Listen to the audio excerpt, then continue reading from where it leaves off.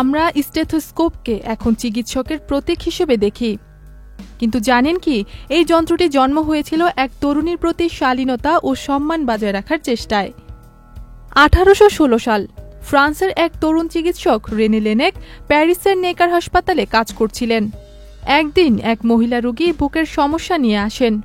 সে সময় চিকিৎসকরা রোগীর হৃদস্পন্দন বা ফুসফুসের শব্দ শুনতে সরাসরি বুকের উপর কান লাগাতেন, যাকে বলা হতো ইমিডিয়েট অস্কুলটেশন। এলএমই সার্টিফাইড বিশ্বসেরা কপারে তৈরি ওয়ালটন কেবলস, যা আপনার স্থাপনাকে রাখবে সব সময় নিরাপদ। কিন্তু সেই মহিলার প্রতি সম্মানবোধ থেকে রেনে সরাসরি বুকের উপর কান দিতে অস্বস্তি বোধ করেন। তিনি তখন কাগজ গুটিয়ে টিউবের মতো করে রোগীর বুকের উপর রাখেন এবং তার এক প্রান্তে কান লাগিয়ে শব্দ শুনে ফেলেন। পরবর্তীতে তিনি কাঠের একটি টিউব বানান। এটাই ছিল স্টেথোস্কোপের প্রথম রূপ।